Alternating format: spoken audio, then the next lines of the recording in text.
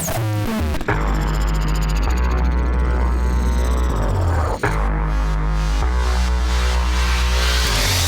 guys, it's Jason from Ready Set Drone here, and today we're doing a follow-up video to building your own racing quadcopter. You might have seen our previous video where we kind of inventoried the parts and explained what they are and what they do. But today we're actually going to do the dirty work. We're going to assemble one from scratch. So I hope you guys enjoy. And we're going to start with just doing a quick overview of the various parts that we need. Again, we have another video that talks about this in detail, but we're going to go over it, but also talk about some of the additional tools you might want to have or buy, especially if you're going to get into this hobby for quite some time. Some of these things are good to have on hand. So real quickly, we're just going to inventory our parts once more. We have a 250 millimeter quadcopter frame, and these are carbon fiber. Carbon fiber is the best ones to get. You can get plastic, but I wouldn't. You can get these all over the place, Hobby King, whatnot. We have, of course, our 4 motors. We have the brains of our outfit, which is our CC3D flight controller. This is one of the better flight controllers. We have our 4 ESCs, or electronic speed controllers, and these are kind of like the electronic transmission. Hooks up between the motors and your flight controller. We've got a little case here to put the flight controller in to help keep it protected. We have what's called a PDB, or power distribution board. And this one's not very fancy, and in principle these are not very fancy. This is really just to wire your battery up to a little board that can help distribute the power to your 4 ESCs. So it's really nothing fancy, just saves you a little bit of wiring, but it's a key piece. We have our miscellaneous little battery connectors here, which it's good to have a couple of extra on hand. And then if we move over into our video and transmitter side of the house, we have our 32 channel 5.8 gigahertz video transmitter. We have some antennas for it. And then of course we have our receiver for our radio. In this case it happens to be a Spectrum radio. This is going to vary depending on which one you bought. Kelly here, who owns this Spectrum, it happens to be a Spectrum, so we have to have a receiver that's compatible with a Spectrum. And a lot of people have a Taranis, which is a very popular radio, but there's several others out there. So you do need one that's compatible with your radio. We also have our very popular Mobius action cam. And this is typically going to, what a lot of folks do, they'll put these on top of their frame, and this becomes the camera they record their 1080p video with. We actually have, these are also very popular too, from RunCam. This is the actual FPV camera. So this will typically go inside the frame. It'll wire up to our friendly transmitter here, and that's actually what does your FPV. It is possible to use one camera in your system. I've actually tried it. It works quite well. Some people don't like it as much because some of these cameras have a little bit of lag in them. And there's a tiny bit of delay, which is not that great when you're trying to avoid trees. Some of the newer cameras are even better. There's a new one from RunCam, which looks almost exactly like the Mobius, which has only like a 40 millisecond delay, and it's supposed to be pretty nice. But most people wind up running with something like the RunCam. There's a ton of these out there, and they're almost all the same. They're almost all these Sony sensors. You can get them on eBay. You can get them on Hobby King. They're relatively inexpensive. They're cheap cameras. They're not 1080p. They're actually measured in TV lines, and so the experience you get through your goggles is definitely not quite HD yet, but one of these days we'll get there. These are popular because they're inexpensive, and they also handle changing from like bright lights to dark areas. Like if you're in the sun and you turn towards trees, they handle that pretty well. With some cameras, they don't do well with that. So as you're flying, you're basically temporarily blinded. So that's why these have been real popular. Again, these type of action cameras are getting better with all of that sort of thing, and they'll probably continue to do so. Those are all of our major components, but I wanted to talk a little bit about some good things to have on hand. Obviously, you're gonna need a soldering iron. You don't have to spend a ton of money on them. This one was about $30. It's a Weller. Has a little LED light on it, which doesn't work anymore. But these, you can get for $20 to $40. It's good to spend a little bit of money on one, especially if you're going to be doing this over and over. And because they do tend to cheap out, the tips can break and that sort of thing. Something like this to actually hold the soldering iron is really handy. Sometimes they have little sponges on them because they get gunked up and you can kind of clean them as you're working. These little guys are cool. This is actually, if you use the search term helping hands, either on Amazon or eBay, this one actually has a little light, it has a soldering holder, and then it's got these little clips that you can maneuver around. This is really handy when you have little wires and little, things like battery connectors when you're trying to solder. You can use this guy to hold them, and even use the magnifying glass here. It makes a huge difference. I also have one of these, which is just handy to have as well. I mean, it's a magnifying glass and light combined. Comes in handy. And then, of course, your standard set of tools. You can have a pair of wire strippers, a pair of scissors will work. It's good to have some electrical tape on hand. Zip ties are your best friend. Just buy a ton of them. And I would buy the smaller ones. You can see like pretty much the smallest ones that they make. These really come in handy. You're going to use zip ties a lot in your builds to really tidy up the wires and keep things from getting caught in the propellers and that sort of thing. If you want to get fancy, you can even get, these are larger, but you can get different colored zip ties, and then some people will even get different colored screws and different colored heat shrink, which we're going to talk about in a second, and kind of give their build a look, where there's sort of a color theme through it, which that's always kind of fun. And this is a little heat shrink tubing. This is handy to have as well. Again, I have a lot of different colors here. But if you really want to make your build tidy, you are going to be soldering some wires together. You have to solder the motors to the ESCs, and that's just kind of an open wire, and you have to figure out what to do with it. So typically people will take this heat shrink tubing and put a little piece on there before you solder it together. We'll show this later. And then you can make it nice and neat and zip tie it down. If you have a Fry's locally, you can get all of this stuff at Fry's. Otherwise, you can just grab it off of Amazon. And then it helps to have a handful of little tools. Things like little, the screws that come with most frame kits are hex screws, so they'll take hex bits. And having, a standalone screwdriver like this is really, really handy. Or you can use a multi-tool. I even keep a little multi-tool with me when I go out because it always winds up coming in handy. So those are the key pieces that you're going to need. And outside of that, we have a heat gun here. For this heat shrink, you can use a hairdryer. It just takes a little longer. You don't necessarily need to buy one of these. Just steal somebody's hairdryer. So those are all the pieces, and up next we're going to start putting this thing together. Okay guys, now we're going to actually start putting this thing together, and as you can see here, I've laid everything out relatively neatly. The first thing we're going to do is talk about assembling the frame itself. Now, depending on where you get your frame, it will come with various degrees of help. This one actually had instructions, which is quite rare, and they actually organized everything very nicely, which is also quite rare. The good thing is that most of these frames are basically identical. In fact, every one I've seen, except for the crazy ones that you sort of order because they look weird, are almost identical in their shape. It's also not a bad idea when you order your frame because, again, you can get some pretty inexpensive ones, especially if it's your first build. Get one that's like 20 bucks or 30 bucks and order 2 of them. Carbon fiber is actually quite durable, and you'd be surprised how well these things hold up. I've crashed mine probably 30, 40 times, and I've yet to actually have any piece of the frame break, including the arms. But if it's your first build and the frame, don't blow a lot of money on the frame. The really expensive ones sometimes break the easiest, and then you just hate yourself for doing that. Get a cheap one and buy 2 so that you have spare parts.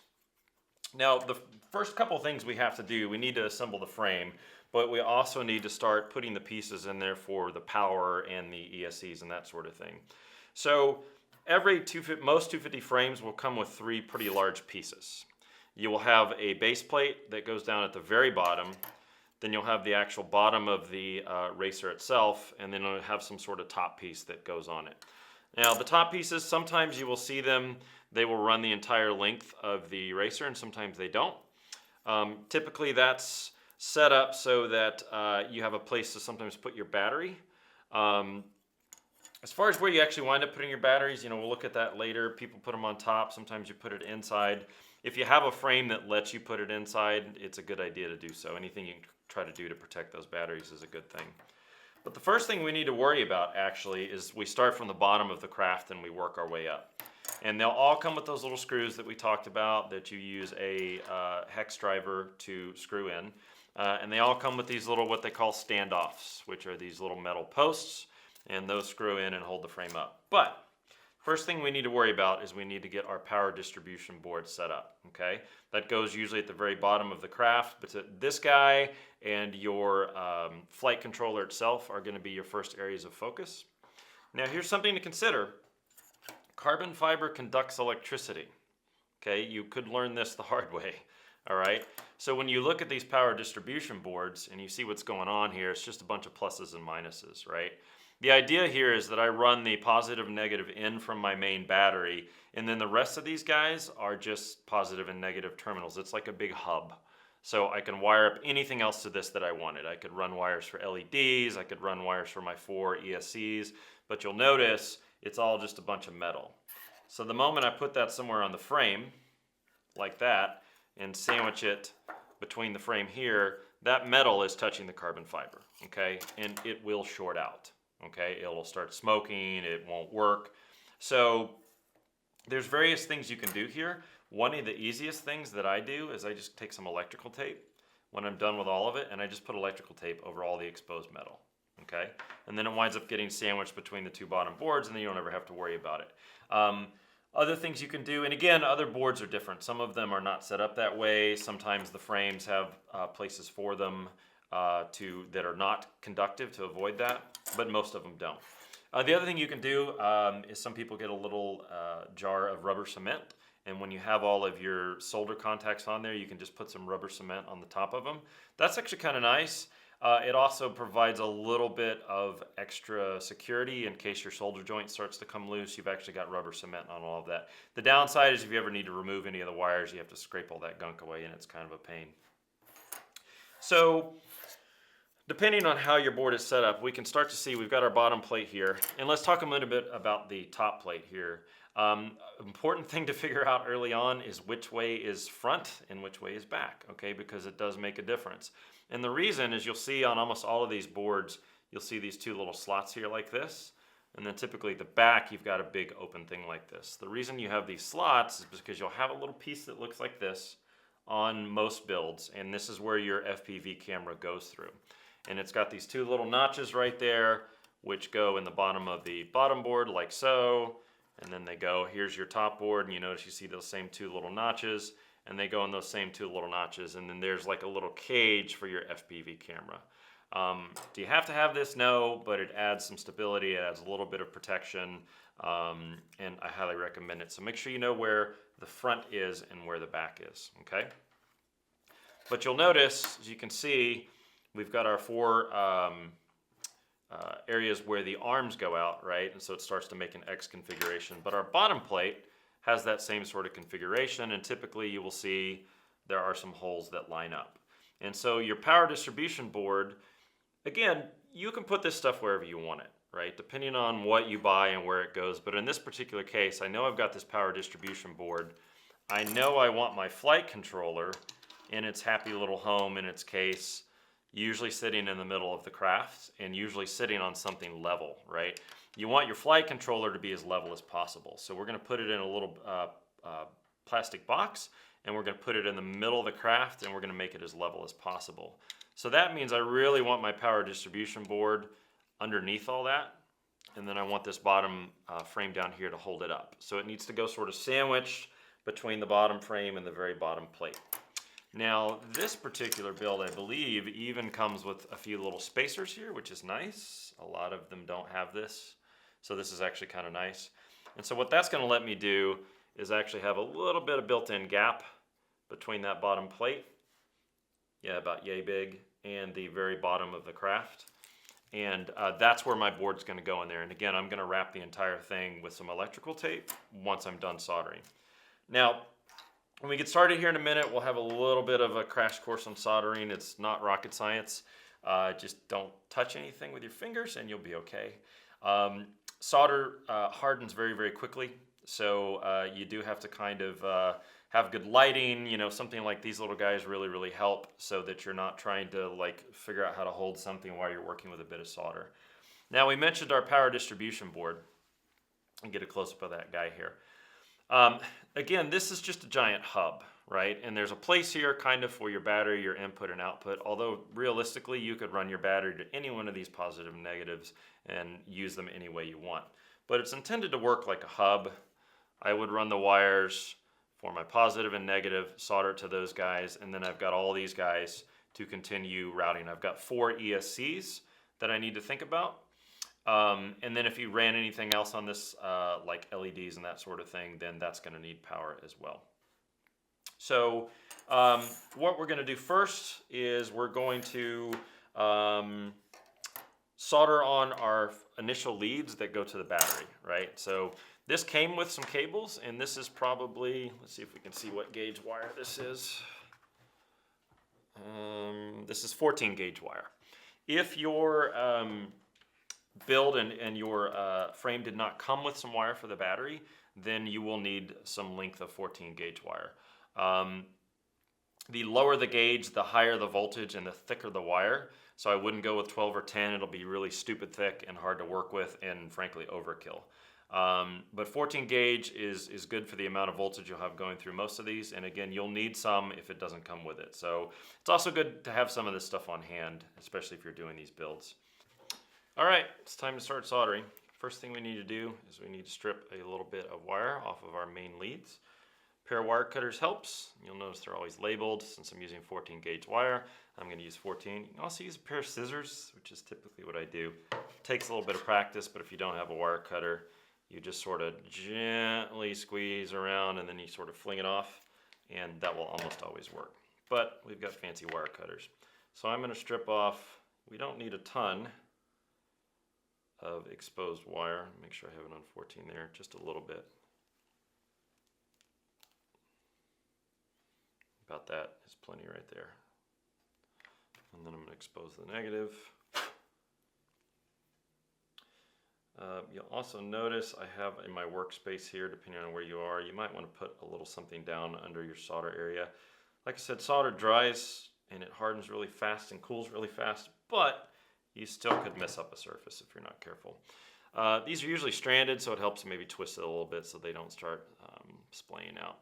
Now the other thing I noticed here is that our positive wire is a lot shorter than our negative. It should still be plenty enough room depending on how we want to route stuff, but this could be an issue that we might have to address down the road. We might have to get a longer wire, because remember, this is going to go in the center of our craft underneath the middle, and then we need to determine, all right, we've got these 2 wires, you know, where are we going to route this to plug in our battery? If you wanted a really long wire because you want to have your batteries up on top, this may not work, and you may have to have enough length.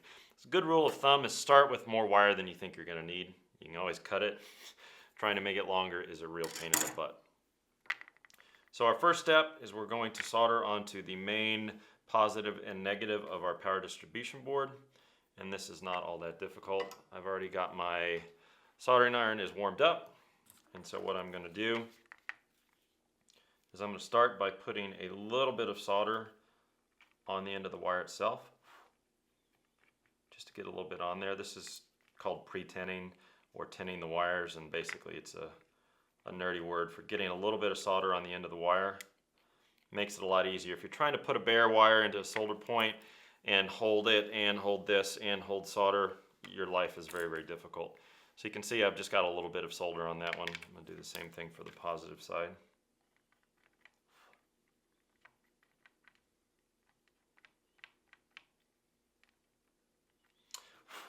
Okay, so we got a little bit on there.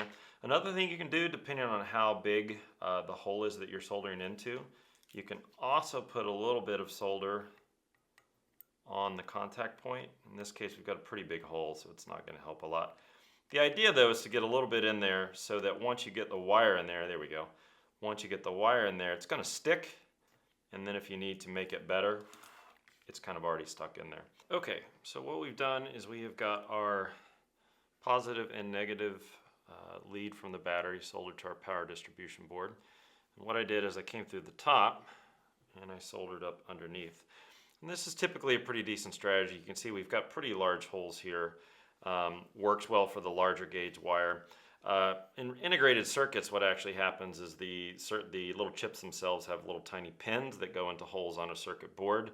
and then the solder is from underneath the board, right? Where the pins come out the board, there's a tiny bit of solder. Soldering takes time to learn. I'm still just kind of decent at it, but not great. Those that have been doing it a long time can move really quickly through it. In general though, again, something like this helps, and using less solder than you think is generally a good idea. Especially this is not bad because our holes are so far apart, but sometimes you'll get connections on boards, or even in some racers that I've built, that are so close together that you have to be careful. If you use too much solder, like if I were to spill any solder between any of these connections, then I would cause a short, right? So in general, you use a tiny little bit. And with solder, you can actually grab a little bit on the tip of your soldering gun just by touching to it, and I've got a dab on there now, and then I can take that dab and put it on the end of wires and that sort of thing. So sometimes you can, actually hold the solder and rub it onto the wire itself, but sometimes you can actually throw it onto the soldering gun itself. It takes a little bit of practice. If you're brand new to it, it doesn't hurt to get some scrap wire and just practice for a little while until you get good at it. Okay, so now what we need to do is we need to go ahead and solder on our ESCs. So we've taken those guys out, and you'll notice ESCs will almost always have 3 black wires that go to the motor. Sometimes they're color coded, they're usually not.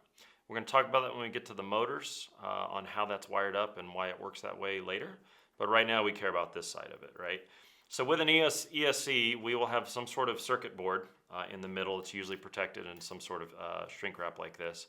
We will have wires that go to our motors. We will have a long wire that goes to our flight controller, and this is where all the signaling from our flight controller comes from. And then we have 2 very obvious red and black wires, okay? Now, as we talked about in our other video, it's important that you get the right amperage ESCs. These are 12 amps. There is a little bit of math to do there, but generally a 12 or a 15 amp ESC is more than enough power for a 2300 kV motor and a 3S or 4S battery. Larger builds, if you get into 450s or hexcopters and that sort of thing, you want to get a higher amperage motor or higher amperage ESC, because you're going to be pushing more electricity out to the motors, and your ESC needs to be able to handle that current. So this one's rated at 12 amps. Again, most motors, when you buy them, will tell you what ESC rating that you need, so that's good to check out. I'm going to take these little stickers off, and what we need is we need to solder the positive and negative of the ESC in 4 places onto this board. Now here's again where you need to think in advance a little bit, because if we go back to our frame, and we know this is going in the middle of the frame, right? Something akin to this, right? And we know we want these wires coming up so that we can hook our battery on the back. Then we know our ESCs, we want them sitting out on the arms.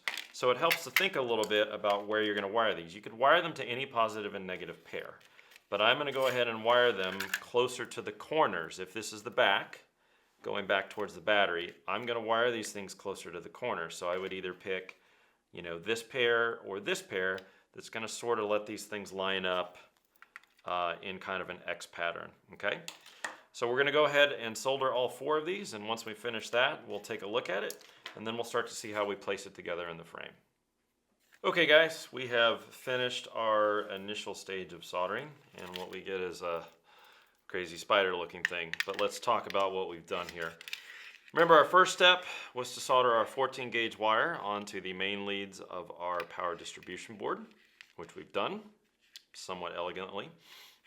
Then our next step was to solder our 4 ESCs, or electronic speed controllers, onto the power distribution board, remembering that it's just really a big fancy hub, right? We have positive and negative just going out everywhere. We also had to think about where we put them so that they kind of wound up in a little bit of an X configuration so that they can route out towards our arms. Now, one thing we didn't mention, but we went ahead and did, is it's often fun to put little LED lights on the front and back of your craft. And we need power for that as well. So if all we've done is wired up our ESCs, we don't have any power for that. So what we went ahead and did is we wired an extra connector onto one of the extra plus and minus. And it's one of these mini connectors here, which are very common. And what we have here is an LED. You can also get splitters that will hook into these and split it into 2 connectors, so you could route those to your front and back of your craft. Now let's talk a little bit about accessories and what powers what and voltages and that sort of thing.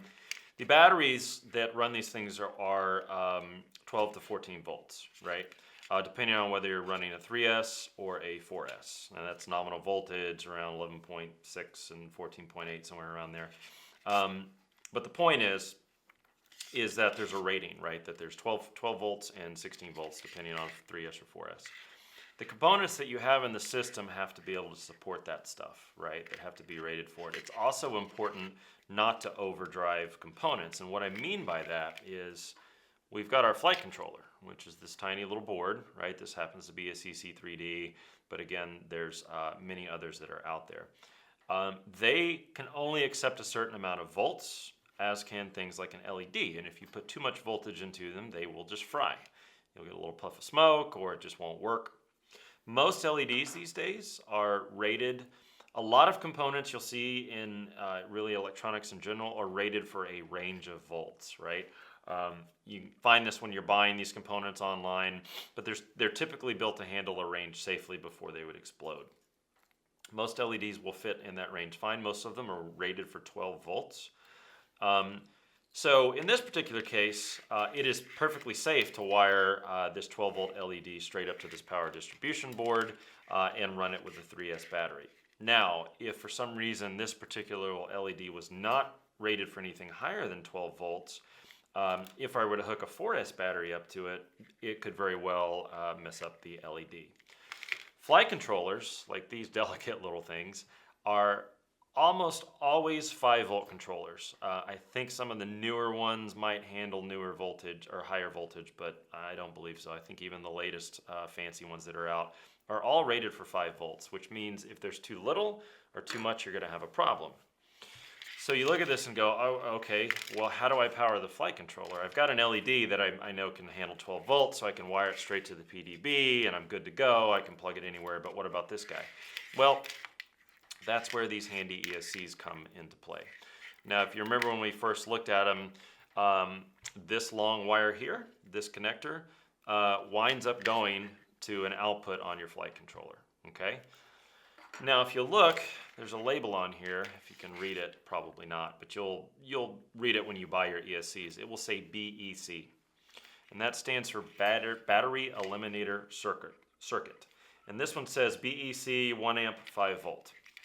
What that basically means, the jargon, the translation for that jargon, is that the circuitry in this ESC will step down the 12 volts out of here to 1 amp 5 volts here at this end of things, which means I can actually power my flight controller using the connectors I put in there for the signals, right? These handle signals, right? So when I go, when I do any controls on my transmitter, it sends signals to the ESCs, right?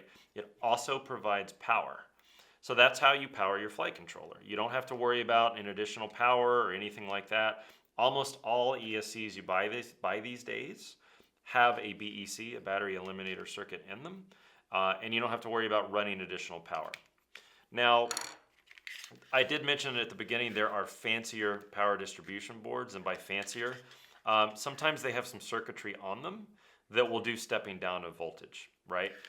If you're making a 4S build, and if you haven't watched our video on how batteries work, you can do that and learn about 3S and 4S. If you're running a 4S, it's higher voltages, and you will need a power distribution board that can step down to 12 volts to power things like LEDs. Otherwise, if I hook my LED straight up to 16 volts out of a 4S build, right? If you're building specifically a 4S build, think about that. Get a better power distribution board. They'll wind up with different positive and negative terminals that will be labeled, and it will say 12 volts, or some of them even step down to 5 volts and that sort of thing. But as far as your standard build, 12 volt 3S battery flight controller is powered by the ESCs. So now our next step is we're going to actually be working this guy into the bottom of the frame. And we're also going to put some tape over the contacts so we don't worry about any shorts. And as I mentioned, this particular one came with some little miniature spacers. these guys right here, which will give me a little bit of room between the very bottom plate and the bottom of the craft. And I'm going to work on centering this thing, and I'm going to route the wires out to where I need them. And from that point, we'll be ready to continue. We will, from there, we will start to mount the motors, we will start to mount the flight controller, and be on our way. Okay guys, wanted to show you one quick thing before we start screwing the frame together. Again, I mentioned that I always put a little bit of tape over that. As you can see, I just took 4 strips on both sides, covered it really well in electrical tape. Again, carbon fiber does conduct electricity, but here's the other thing. It's a good idea to try to keep your craft as protected as possible and have as little electrical contacts exposed. You know, when you go out and sometimes you'll fly in the morning and the grass is wet and that sort of thing, you're going to get water up inside the craft from dew and crashing in the grass and that sort of thing. So simple thing like this, just to sort of protect the electrical contacts as much as possible. Again, you could also use like a rubber cement or something like that. Is not a bad idea, right? Anything you can do to kind of harden the lifespan of your craft is not a bad thing. So this is good to have. So again, and actually we looked at the instructions that came with this frame, and what they actually recommended is using the spacers on the actual arms. So spacers with the, basically the way this is going to work, we're going to have 4 arms, and we've got our bottom contact plate. Our arms go in between the 2 plates, so it's going to look something like that. And so they actually recommended using the spacers on the bottom of the arms, and again, that's going to give us a pretty good gap underneath here to put stuff. So in this particular case, the power distribution board is going to go at the bottom, and I'll probably even put a little bit of double-sided sticky tape on the very bottom of this here, just to keep this thing from moving around. That's one thing we didn't have out here earlier, along with some electrical tape. Some 3M double-sided sticky tape is definitely your friend. That and Velcro, as you'll start to see later, really comes in handy. So we're going to go ahead and assemble. We're going to put the power distribution board down on the bottom plate with some sticky tape. We're going to go ahead and put on all 4 arms with the spacers on top of the bottom of the craft, and we will go from there. It'll start to take shape. Okay guys, it is starting to look a little bit more like a quadcopter. Again, what we did is we put the arms on here, and this was an interesting frame. The way the instructions actually recommended was to put the spacers in between the arms and the bottom plate, and hopefully we can see that there, and then you use lock nuts on the bottom. This gives you a big gap between the bottom plate and the bottom of the craft, which is cool. There's nothing necessarily wrong with that. You also could, most of the times I've done this, they haven't even come with these spacers, so you don't have that gap, and you have the added advantage of when you tighten the bottom plate to the bottom of the craft, it really keeps that power distribution board sort of squeezed in there, and you don't really need any way to mount that.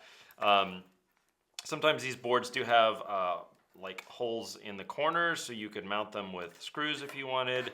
I typically do something like we've seen here. We put a little bit of extra tape in there. We also zip tied it at the back. It's not going to go anywhere. It's not in any risk of coming out. But again, with this particular frame, you don't necessarily have to use these spacers. You can use a little bit of your creativity sometimes if you need to, depending on the frame. And in this particular case, we could have done this either way. So now let's take a look at our craft here. We'll sort of lay this stuff out with where they go, and we'll take stock of where we need to go next. So as you can see, what we've got here is we've got our positive and negative main battery stuff coming out of the back. We have our auxiliary for the LEDs here, and then we've got our 4 ESCs. So the next steps, we're going to strip a little bit of wire off of the back here, and we're going to connect our battery connector to it, and this is where our little helping hands guy is going to come in handy. And then we're going to zip tie these ESCs. Now, where you put your ESCs can be up to you. Most people tend to put them on the top of the craft, and in fact, if you wanted to really get neat and if you were planning way ahead, you actually could have routed the wire through this little hole right here, which we didn't do. We're just going to zip tie it right there, and then we're going to put our ESC right there on the top of each arm. Most people put them on the tops of the arms. The reason being is, if you crash and when you hit, typically the bottom of the racer is what hits the ground most of the time, and if that circuitry sitting there at the bottom, it can crack, it can, break and that sort of thing. But also putting them on the arms is a good idea because they do get hot. And you actually have some homemade cooling, right? Your props are spinning on them and it's flying through the air. It's got nice, it's nice and cool. In this case, we have so much space in here, you actually probably could have found a way to cram these things inside the frame. Some people do that. They get really meticulous about how they build these things and they want like as little wires and components showing as possible, and it looks extremely cool. There are some newer ESCs that are even like little chips that go in little mounts, and it makes it super clean all inside the aircraft. Again, if this is your first build, or if you're ever going to be rebuilding it, which is a consideration, right? So something to think about is what happens if a component breaks, if a part breaks, if a component goes out, like how hard is it going to be for me to undo this thing and undo particular parts? And when we connect to the motors, you'll see exactly what I'm talking about. And I actually use electrical tape instead of heat shrink for that very reason, but we'll talk about that in a bit. So in this particular case, think about how you're routing things. We're just going to zip tie it. It's going to be fine. We could have made it a tad bit cleaner running it through the arms. So those are our next steps. We're going to hook up our main battery connector. We're going to zip tie our ESCs, and we're going to test it real quick. And all we're going to test is we're going to hook up power to everything and see if our ESCs beep. Okay, if you've ever flown one or had a friend who's flown one or seen any videos, you'll always hear when you power up one of these things, you'll hear a little bit of beep. I have yet to see an ESC that doesn't beep. That's for a reason. They give you diagnostic codes if something's wrong. But now's a good time to do it. I have not screwed the bottom of the frame in, and I haven't gotten that far. So if for some reason one of my solder connections is bad, or heaven forbid, one of the brand new ESCs I bought is bad, I'm not totally, in a corner yet. I can replace that thing. So we're gonna hook some power up to it after we've done that little bit of work and gotten it a little bit cleaner and make sure they all beep and everything's happy. And from there, we'll be ready to start putting on the motors. We'll be able to connect the flight controller, and we'll be able to actually start doing some testing of the individual motors, make sure they work and they spin the direction we want before we put the final piece together. Okay guys, I wanted to show a couple of quick things. So we have soldered on our battery connector there. The connector will have positive and negative labeled, so make sure you get those right. This is one place where you want to make sure the solder is nice and solid. So generally what I do here is I put a little solder on the end of the wire. It's really hard if you try to fill these battery connectors with solder and then shove the wire in it. That requires, it's super tricky because it'll solidify really quickly. So what I do is I put a fair amount of solder on the end of the wire, and then what you can do is you're inserting the wire into the connector. You hold the soldering iron on the metal part of the battery connector. That heats the whole thing up and it will just kind of slide in.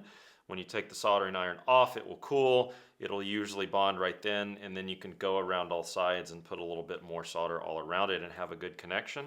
You'll notice that I've slipped 2 pieces of heat shrink, and these are larger pieces than the wire itself because it needs to go all the way over the end of the battery connector like so. And I'm going to heat this up. These tend to slide off. Sometimes you can wrap them with electrical tape or use a larger piece of, sometimes people will take heat shrink and put it over the entire connector so it kind of shrinks the wires and around the bottom of the connector. Generally this is another area, I mean this is your main battery, it's a big point of failure. If it were to get wet or short or one of these were to fall off or come loose, then that's not going to be good. So it's good to put some heat shrink on it, and I'll either put a giant piece of heat shrink over this and wrap it, or just wrap it with some electrical tape. Now, as we mentioned, we were going to give it a quick test. Some ESCs I've seen beep without having anything connected, and others have to wait until they're hooked up to the controller to initialize. These actually didn't make any noise, but just to make sure, we hooked up our LED to make sure we were in fact getting power to the board and getting distributed power there. So since none of them beeped, I'm going to go ahead and assume that they probably won't initialize until I have them hooked up with a signal. So we should hear that later on in the build when we get our flight controller. But at least we know we've got working power here, and we can feel pretty confident we can go ahead and screw on the bottom. We can start to tie down our ESCs and get ready to put on our motors, which is what we're going to do next. Okay guys, we are getting closer. Let's talk about what we've done now. So we've put the lock nuts on the bottom of the frame here so that that's nice and secure. We went ahead and put some zip ties to get our ESCs in the places that they need to be. We've got our battery stuff ready to go. We've tested we get voltage. Now we have several fun steps in a row. The idea of what we're going to be doing next is we need to wire up the motors, right? In general, our next set of steps are let's get the ESCs locked down in place with zip ties. Let's get these wires wired up to the motors. And let's just talk about that briefly. We're going to look at it in detail when we set it up. But we've got 3 wires that come out of the ESC, okay? We've got a middle wire, which is always going to be a signal wire, and then we'll have a positive and negative, okay? Here's the thing, like most ESCs just have 3 black wires and most motors just have 3 black wires. So you're like, well, okay, great. What the heck do I do now? The easy part is that the middle wire in any of these motors always lines up to the middle wire in the ESC, right? That's the signal wire. So that's always going to connect. The other 2 are positive and negative, and the neat thing about it is you can reverse those positive and negatives, and all it's going to do is just change the direction of the motor. Now, in an X configuration for quadcopters, for any quadcopters, the motor spin, or the actual arms themselves, like 1, 2, 3, 4, they're going to go in different directions. So in some configurations, depending on the board, which we're going to look at shortly, you know, the front left one might be clockwise, then the next one is obviously going to be the opposite, so it'll be counterclockwise, and then it's going to go around like that, and they're going to alternate.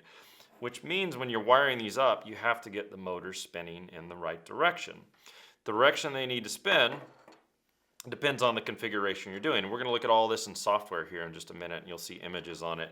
And it's going to show you a craft, and you'll have numbers, and it'll show you the directions that they need to spin. What it means when I'm wiring it up is I actually have to have a working flight controller so that I can actually test motor 1, motor 2, motor 3, motor 4, and I can actually watch the motor and make sure that it's spinning the right direction. If it's not spinning the right direction, I know that those outer 2 wires need to be inversed. Now, to make it even harder, they typically only give you just a little bit of stuff to work with there.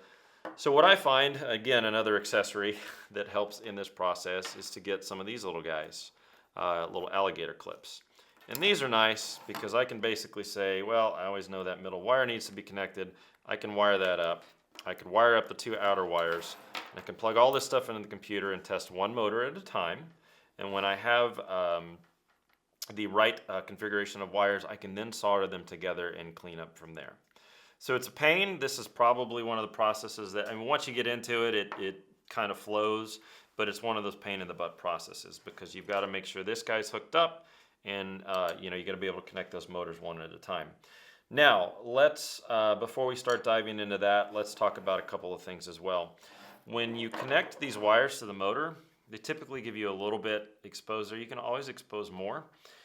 You've got a couple choices here. Typically what I do is I'll put a little bit of solder on each one and I will connect them directly. Okay, it doesn't take much to get a nice good solder point there. Now you have a choice. If you want, you can take your heat shrink tubing like these guys and cut a bunch of tiny small pieces, slip them onto the wire and just have them somewhere further down the wire. Do your soldering, and then you move that little heat shrink over the solder joint, and then you use a heat gun. That works perfectly fine.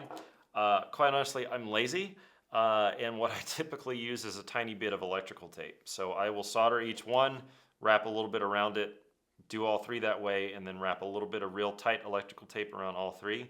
It serves the same purpose, but aside from it's nice to be lazy, the other nice thing about that is if the motor ever dies, you're going to want to be able to yank that motor off and replace the motor. And here's the thing, if you wind up using heat shrink, it looks cool, it's harder to get off. You have to wind up kind of cutting it away with an X-Acto knife or kind of peeling it away, and if you're not successful, then you have to cut more of the wire back.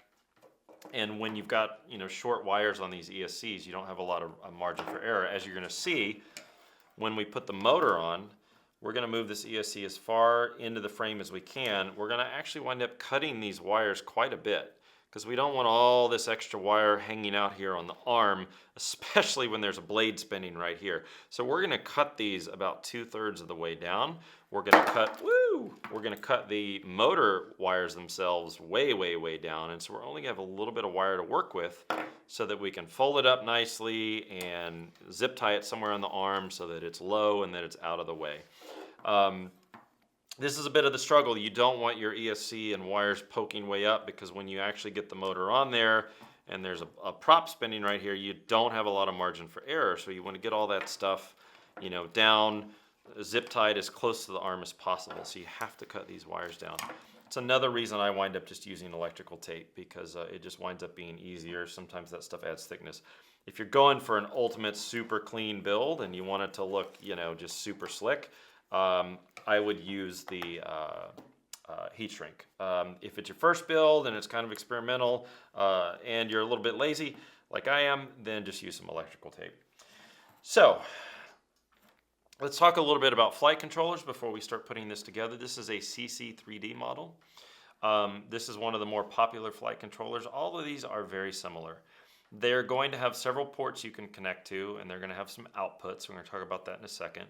They'll all have a USB connector here. This one happens to have one of the kind of old school, not the mini USB, but I forget which the spec name is. So you need a cable that's going to fit that, right? If you don't have one of those, because you're going to have to hook this up to your computer, and you're going to have to do some testing and configuration up to your computer.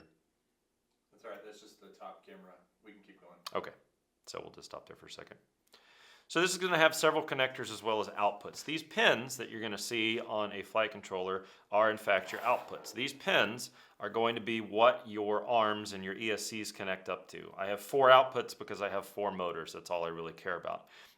If I had some crazy stuff on this, or if it was a big build, you could have extra outputs, and that could actually trigger things like, you know, a parachute or some other kind of weird thing. So those are my outputs. So ultimately, these long guys from the ESCs are going to run to my outputs 1, 2, 3, 4. Now these CC3D boards have these little micro connectors, and then they have these breakout pins, which are actually pretty nice. This particular one has 4 ports. You can see one is labeled Flexi, one is labeled Main, and then you've got this guy right here, which actually doesn't have a label on the board. But what it is this is where this actually winds up wiring to your receiver. So these are like your inputs, right? So this guy is going to plug in. You have to be careful. These little connectors are fragile, and they do have a direction that they're supposed to go in. You have to be very careful when you're taking these things in and out. They can break very, very easily. But this is the main one we care about, because in our case, we are just going to wire up our radio, and we want to be able to control it. And then we have outputs that we need to go to the motors. And at the end of the day, that's all we really care about right now. So I want to go ahead and plug this guy in. And I know I've got 4 channels for my controls on my radio. Okay, so throttle, aileron, elevator, all that kind of good stuff. So I'm only going to really care about 4 wires at this point. The other wires are going to be extra for extra channels. Down the road, you have a choice. You can cut those wires if you want them. I usually don't cut them. I usually bundle them up neatly and tuck them away somewhere. Some builds and some radios allow you to do everything over 1 wire. The Spectrum is not one of those radios.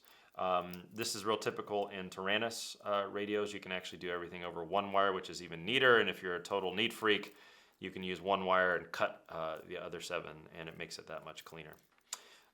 We're not worrying about that right now, because this is going to be one of our last steps when we hook up the radio and the receiver and all that stuff. Right now, we want to be able to test the motors. So we are going to hook up the motors, and we're going to hook this up to our computer, and we're going to start using some software. So my next steps are going to be putting the flight controller in its handy dandy little home here. So I've got some nice ways to protect it. And as you can see here, this little case is kind of nice because it exposes the ports that I need there. And when I get it all in there, I'll be able to take some double-sided sticky tape and pop that thing right down in the middle of my craft. Something to think about when you do that is the position of the USB port. However you position it on the craft, all of these will be labeled with an arrow that says this way forward, right? This way up. It's that kind of thing. That is the way it's configured out of the box. So if you look at that and you say, okay, this is the front of our craft because of our 2 little slots here. My first instinct would be to put it like this, right? So that it's facing forward. And that's all fine and dandy, except for the fact that the USB port is at the back.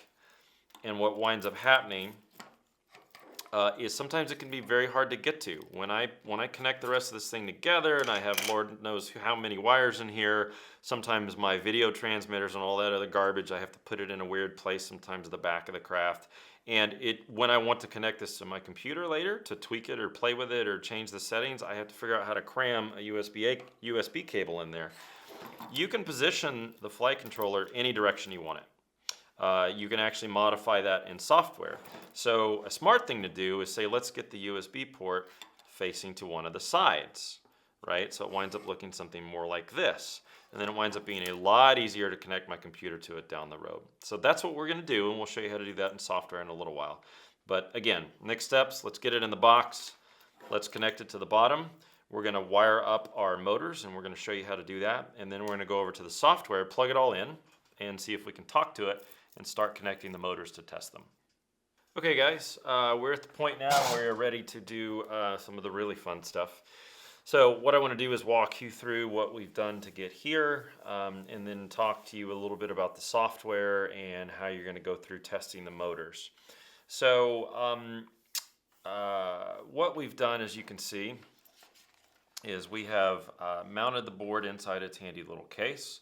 We have connected the wires for what's eventually going to go to our wireless receiver, which we don't care about right this second. And then you notice that our USB connectors on the side here, we mentioned that it's a really good idea not to put that at the back. It's a lot easier on the side. Now you will also have noticed we've connected our 4 ESCs right here. The boards are going to be labeled. Ours have little numbers, 1, 2, 3, 4. What you have to know is 1, 2, 3, 4, or is it 1, 2, 3, 4? It's almost always gone in a clockwise 1, 2, 3, 4. But depending on your software and your firmware, which you'll see here in just a second, sometimes that can vary a little bit. So you want to make sure you get that part correct. So we've plugged these guys in. It's also important to note the order of these little connectors. I've almost always seen these colors. It's like a yellow, a red, and like a maroon. The yellow is always the signal pin, the signal wire, and the red is almost always positive in any situation, and then the bottom one is ground. So it's important to note when you get your flight controller, please read your instructions, right? That is one set of instructions you don't want to skim. It is very important to read through those, understand the board, how to wire stuff to it, and that'll also help you learn, because there's software that goes with these various boards. We're going to talk about it briefly. There's a lot of depth to that. The fun part of this hobby is the tinkering and the tweaking of the flight controller to do flips and all that crazy stuff. That is all very specific to what you're running. And there's 2 widely used types of firmware and software. We're going to talk about each one briefly. I highly recommend you go read through that stuff. That's important. In our case, we've got them numbered 1, 2, 3, 4. We've got them plugged into the correct ones. We have the signal wire in the right place, which in our case on a CC3D board is closest to the numbers. Again, your documentation will tell you that. These are the only 2 connections we need that we care about right now, because we're not doing anything else crazy with this little board. And as you can see, it's lit up. I've got the USB plugged into my computer. I also have a battery over here, so I can actually test the motors. Now, if you'll remember, our goal is we've got to make sure that the motors are running in the direction we want them to run in. So before we start doing any soldering or any crazy connections of the motors, I use these alligator clips here to make life a little bit easier and test it in the software. Now, there are 2 most popular types of boards. There are variants on what are called NAS 32 boards, and then there are these CC3D boards that are open pilot type boards. There are others out there. There are some newer ones that everybody's raving about. Most of them use 1 or 2 of these types of firmware. The NAS 32 compatible boards, the most popular firmware and program used to control that stuff is called CleanFlight. If you Google for it, you will find tons of information.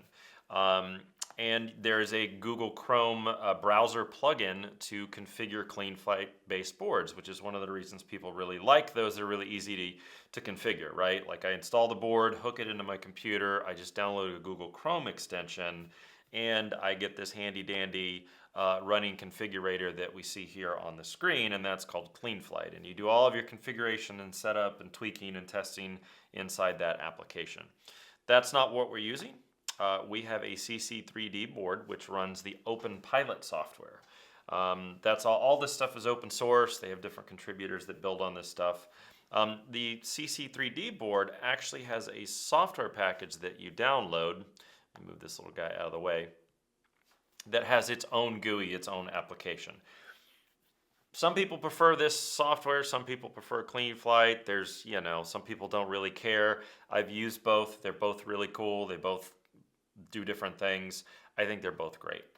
This happens to be a CC3D board, so I'm going to use the OpenPilot software. Again, Google for that. The instructions are out there. There's Mac and Windows versions. You install it and you run it. And the important thing is that you see something here in your connections once you've plugged it in to your board that looks like it's connected. If you can't get that far, then you have to troubleshoot why you're not able to connect. It could be if you're using CleanFlight, there are actually USB drivers you need in order for it to work. That's all there on their little welcome screen. Here you pretty much install the software with a CC3D board, you plug it in. If you don't see this USB copter control connection, something's wrong and you have to troubleshoot that. I've already gone through a few steps, and one of those steps was the vehicle setup wizard. That will update the firmware. It will do a quick calibration. It's a wizard. You just hit next several times and just accept the default answers if you're unsure. All that does is does an initial calibration. It sets a few defaults. You can change all that stuff later. But I went ahead and did that. The actual depth of this software is out of the scope of this video. We won't get too deep into that, but again, do read the manuals on that and you'll save yourself a whole lot of pain. So the gist of what we're going to do now is we need to get all four of these motors on, and we need to make sure they're spinning the right direction. And you'll notice on my screen here, this configuration tab has this handy dandy little thing here that'll show you the order number and which direction they need to spin. And you'll notice 1 is clockwise, 2 is counterclockwise, 3 is clockwise, 4 is counterclockwise. So that's very helpful as a reference. And in the OpenPilot software, what I'm going to do here is I'm going to go to the Output tab. And what I did is I clicked this Test Output button, and it's going to say, are you sure you want to do this? Because if you have, don't put your props on these when you're doing this, or your motor will fly up into the ceiling, which would be bad. So it's warning you, are you sure this is going to make the motor spin? So I'm going to say yes. And at this point, what I can do is I've got motors 1, 2, 3, 4. I can use this little slider, and I can start to move the signal up, and eventually my motor's going to start spinning. Right? Pretty cool. But all I care about right now is the direction it's moving. So I can slide it a little bit and let it stop, and I can tell it helps to look at the writing on the side of the motor. That gives you a real clue. And this one I can clearly tell is going clockwise, which is the direction I want it to go. So all I need to do is make sure I remember the order that these were connected up. Okay? So my process now is this. I'm going to take one motor at a time. I'm going to wire up that center white wire, and I'm going to use my clips to wire up these others. I'm going to test them. If they're not spinning the right direction, I would just switch the outer two wires, just confirm that it does spin in the opposite direction, which it will, and I'm good.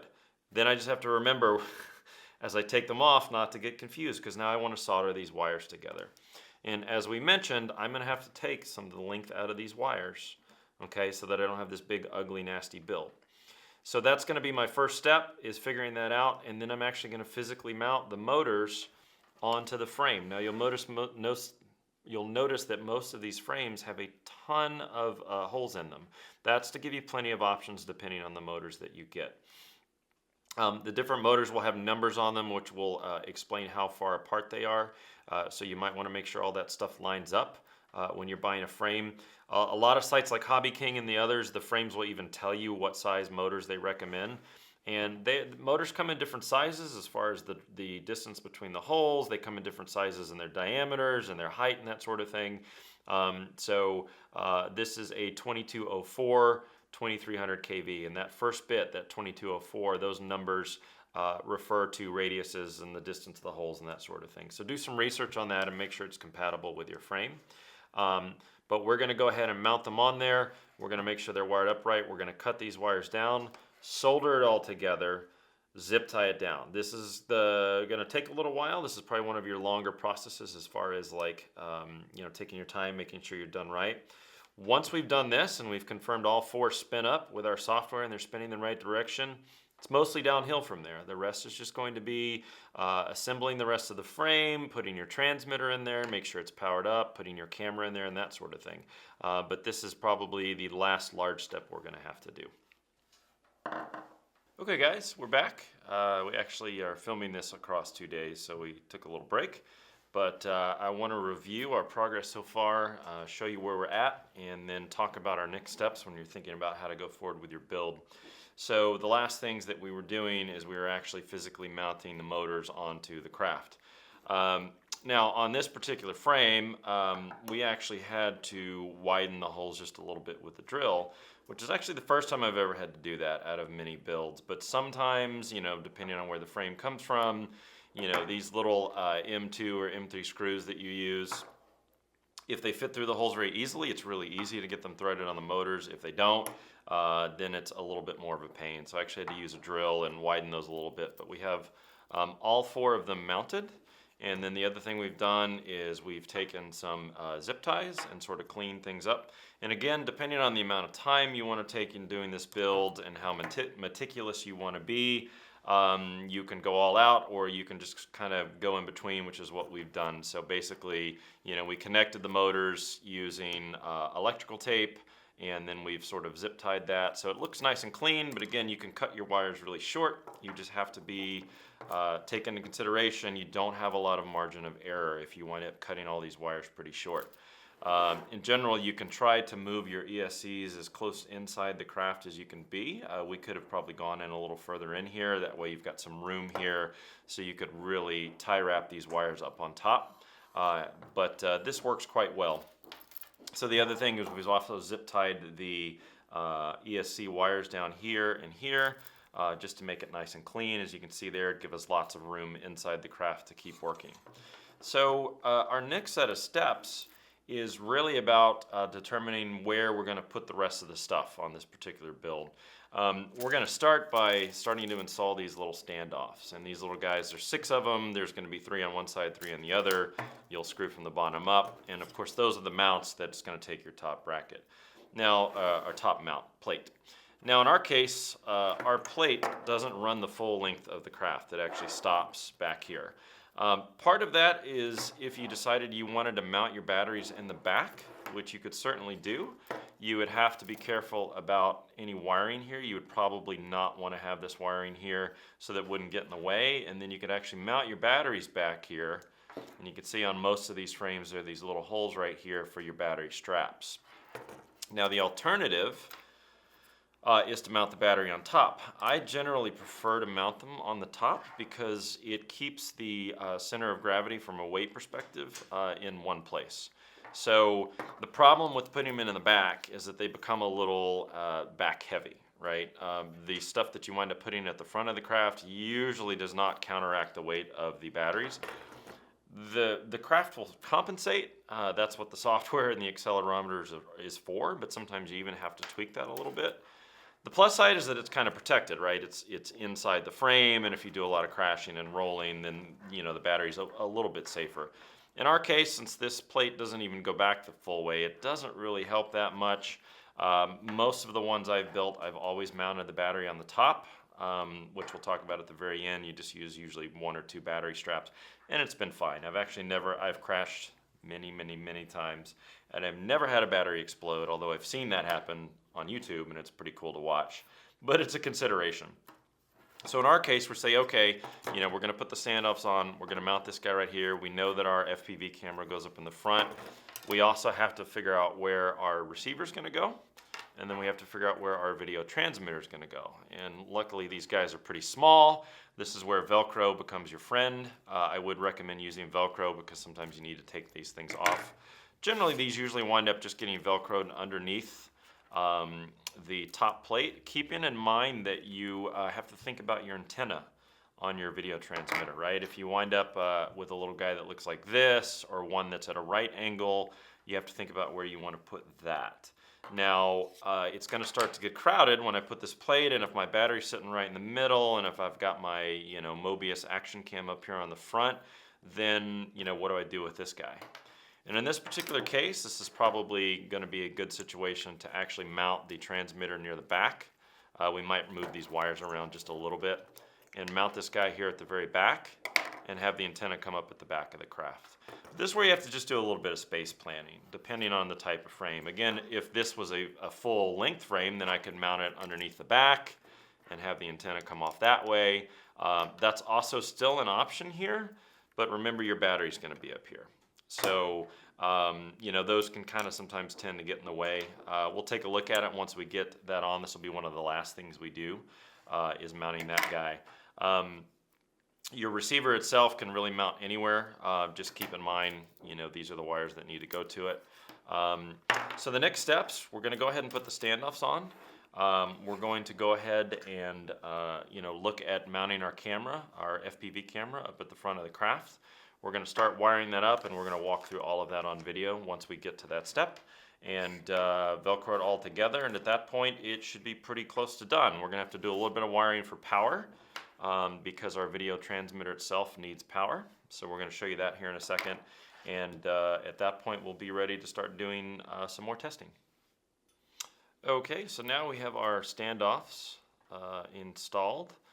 We screwed up to the bottom, and you can just kind of hold these by hand and tighten them, or if you want, you can get a little pair of pliers and hold these guys and then tighten from the bottom and make sure they're super tight.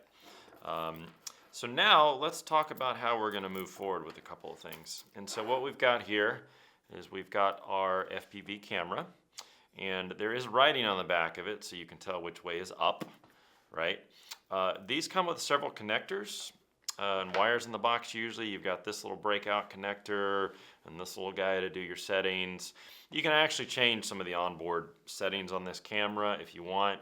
I've never ever used one of these, but they're there if you want. They will have two connectors on the back of them. One of them is for your video and power, and the other one is for those cables I just showed you about. I only care about the video and power. The camera itself, the FPV camera, is going to be powered off of a feed from the transmitter. So you only have to worry about getting power to your transmitter, which we're going to look at here in a second. Now the transmitters, this is a Bosscam 32 channel one. This is a really popular one. It's not super expensive. It's got a nice little LED display there, and it's got buttons so you can actually change the channels while you're out in the field, which is really nice.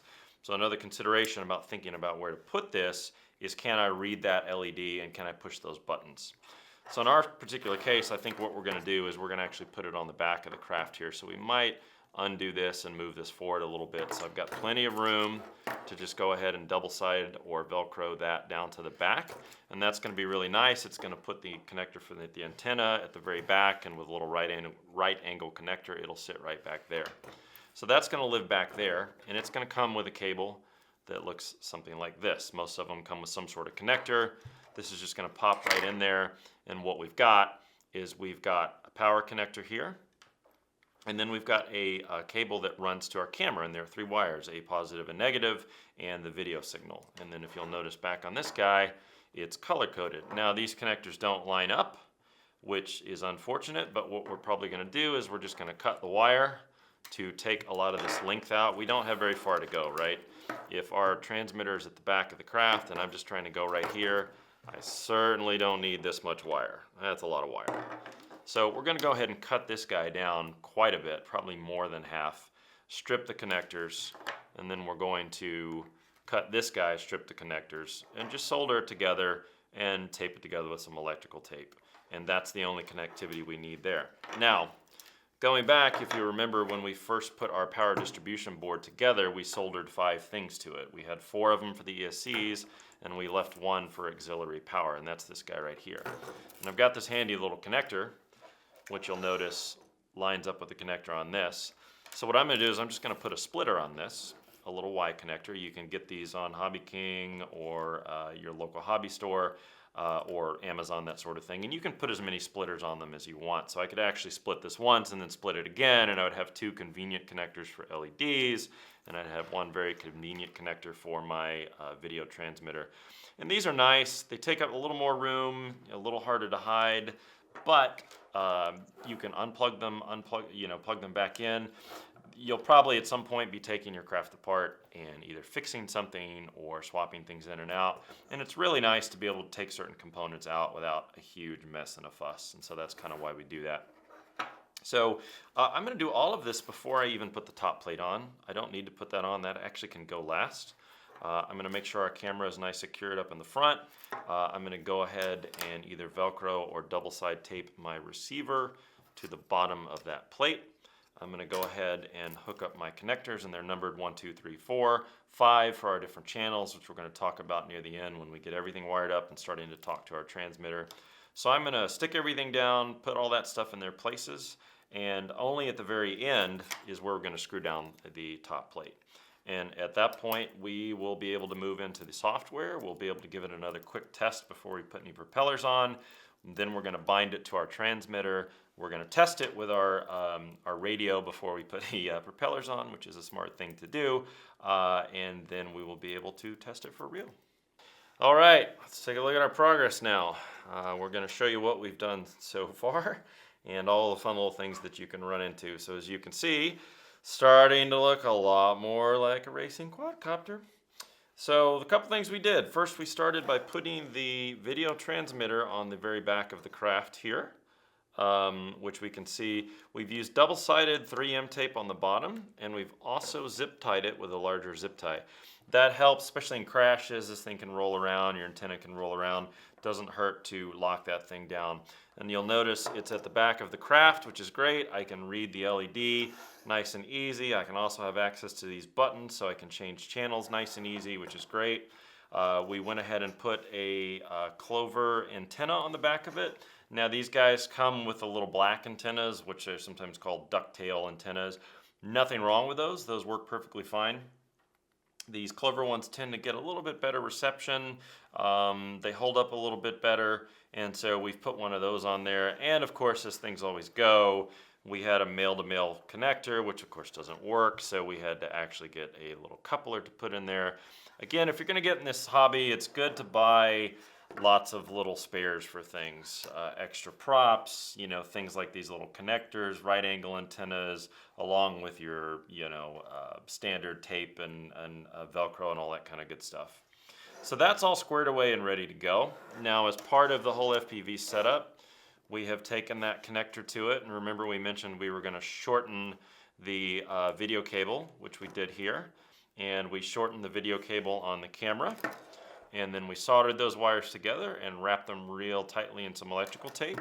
So now this guy is ready to zip tie down and make nice and clean.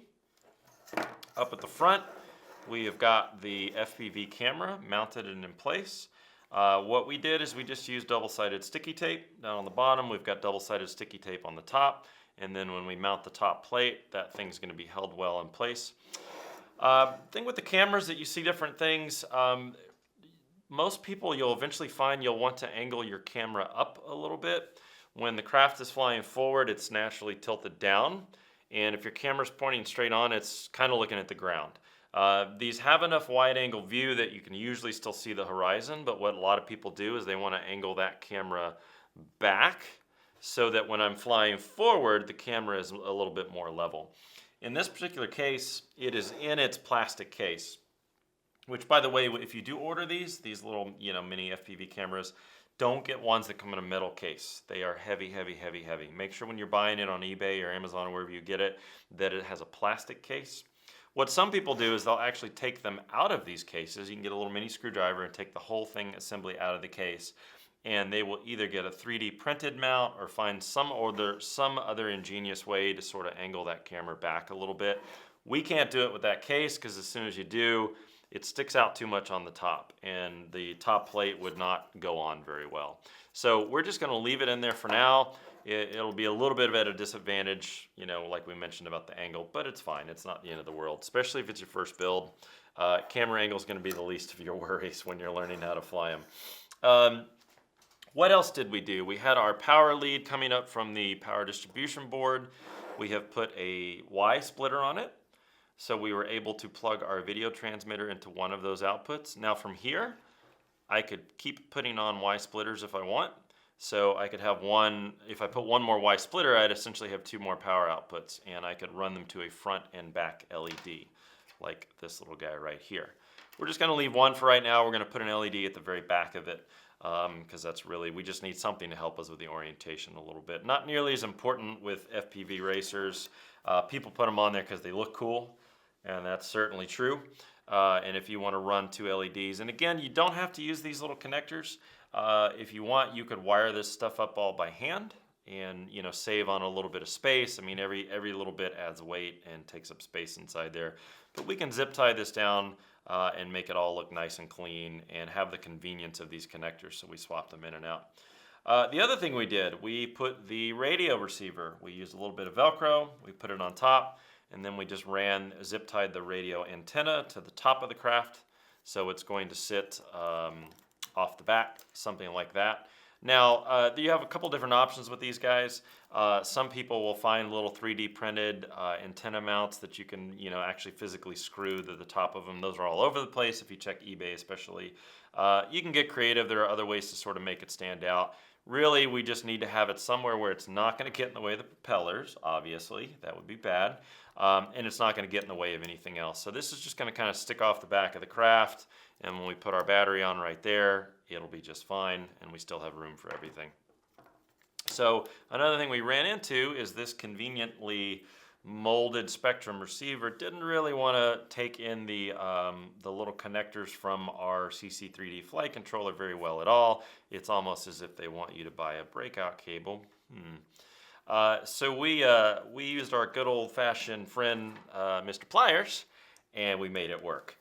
In most cases, the radio set and receivers you don't have this problem, but depending on which one you get, sometimes you can have a bit of an issue there. So we just peeled that plastic back a little bit, and we made it work. So we wired up five wires from our CC3D, because remember, these wire up to channels on your receiver. You have 4 to control your standard throttle, aileron, rudder, elevator, that sort of thing. And then we have a 5th channel that we are going to use to change flight modes. And that's going to let us wire up our controller to change between different settings that we're going to set up in software later. Your receiver and how you plug stuff in is kind of out of the scope of this. It depends on which one you have. Read the manual. At the end of the day, in software, you can change which channels come out of your flight controller and where they map up to your radio transmitter. All of that's configurable. At the very end, our last step is going to be mapping all that up, and you'll be able to see it in real time, and you can change those settings. But generally, if you take the first 5 outputs of your flight controller, plug them intelligently somewhere into your receiver, you're going to be well on your way. It's also worth noting that one of these wires is actually providing power to the receiver. So this is coming out from our flight controller board, and it's providing power to the receiver. They typically run on a minimum of about 3.5, 3.8 volts, but they typically run around 4 or 5 volts. And most flight controllers will have one plug. One of these plugs had 3 wires, a signal wire and a positive and negative, and then that conveniently powers our receiver. The rest of them only had a single wire, because all we care about there is the signal that's coming out from the controller. So at this point, we can even actually power it up, and we can see a couple things happen. All of our ESCs are beeping. Our receiver has a light in there. You can't really see it. We've already paired it with our radio. Again, your instructions will tell you how to do that. We can see our video transmitter is nice and lit up with 42. It's a good idea to always have an antenna screwed into your receiver when you have a battery to it. They can overheat. If you don't have an antenna plugged into it, they can get hot fast and they can go south. So from here, it's just simply a matter of cleaning it up, zip tying it. One thing we will probably do is we will test the FPV camera real quick. We'll pull up our goggles and we'll cycle through the channels until we see something. That's a whole nother discussion, but your goggles, the receiver on your goggles are going to work with a certain band of channels. Some of them you can get little modules that'll work with any of the 32 channels that are available in this spectrum. All of those you can find instructions that say, hey, you know, my goggles receive on these 8 channels or these 32 channels, and they will line up with frequencies. You can find instructions on your transmitter that tell you exactly what channel maps to which frequency, so you're not going crazy when you're out in the field cycling through 32 different settings until you find one that works. Hold on to the instructions for those things. And when you go out in the field, and especially if you're racing with friends, I remember early on we just did that whole click, click, click, click, click, click, click, and it was maddening. But if you have the instructions, that helps quite a bit. So we're going to do that real quick and just make sure that we're seeing video from our camera and our transmitter, and then we're going to zip tie it, put it all together, and at that point we're ready to move to software and get everything configured with the receiver, give it one more test before we put any propellers on it, and it should be ready to fly.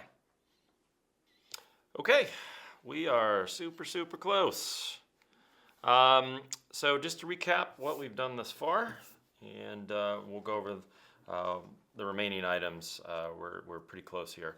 So we put the top plate on, and as you can see, the camera is in there, and it's a pretty snug fit. We put some 3M tape at the bottom, but even still, it's a really tight fit.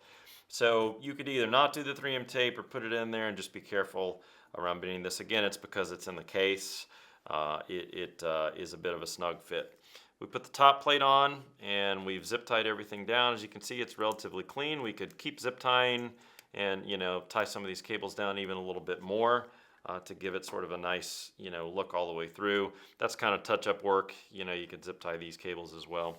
We've got the battery here at the top, and a couple things around that is these things have slots that you want to run your battery strap through and underneath and not on top of the cables.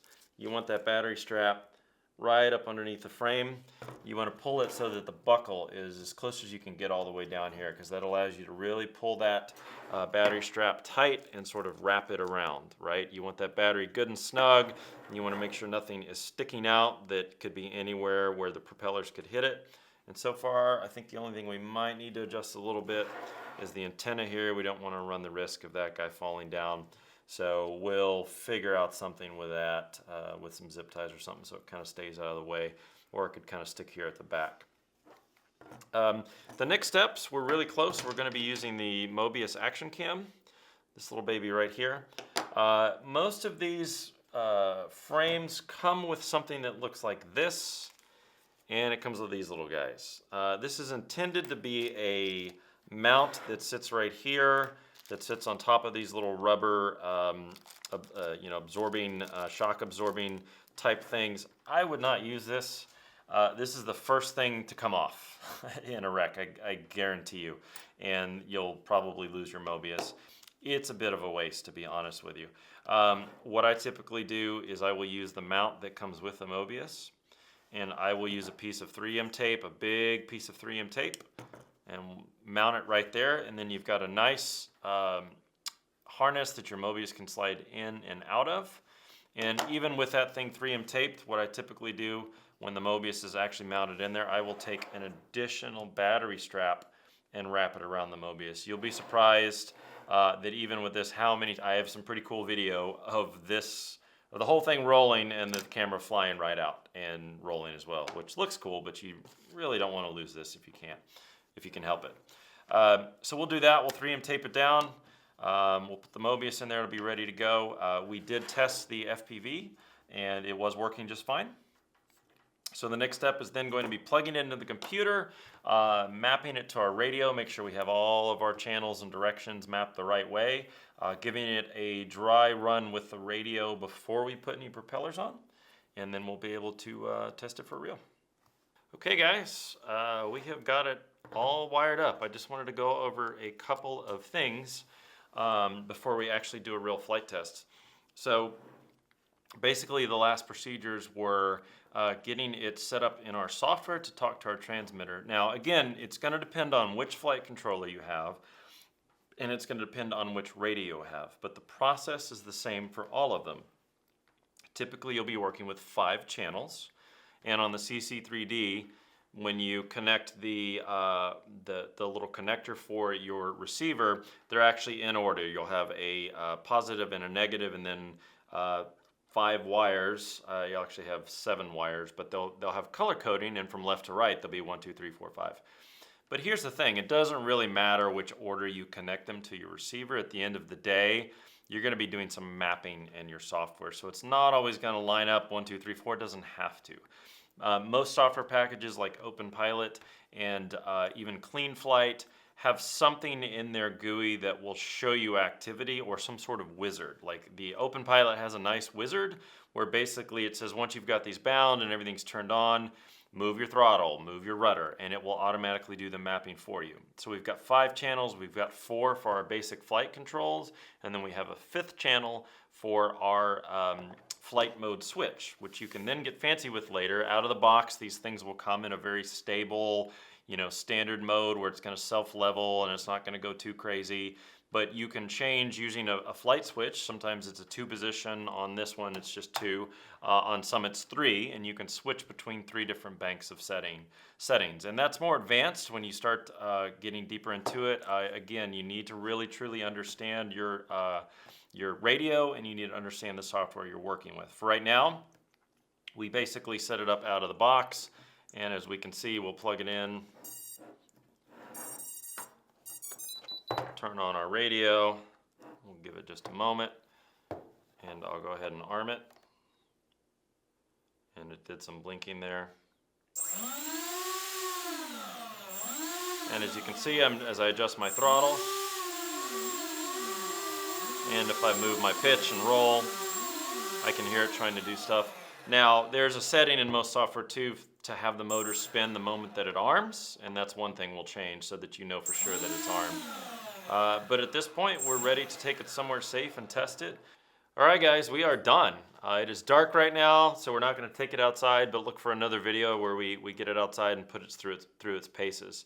A couple things to wrap up. If this is your first build, give yourself anywhere between 4 and 8 hours, assuming you have all the parts. There are going to be problems you run into, there are going to be questions you have, so this is typically either an all-day thing or something you want to spread out. I would not rush it. Take your time, make it clean, make sure you're doing everything correct, and if you have anything that you don't understand, make sure you take the time to learn about it. One other thing I wanted to mention, when you finally get down to putting the propellers on, propellers are specific.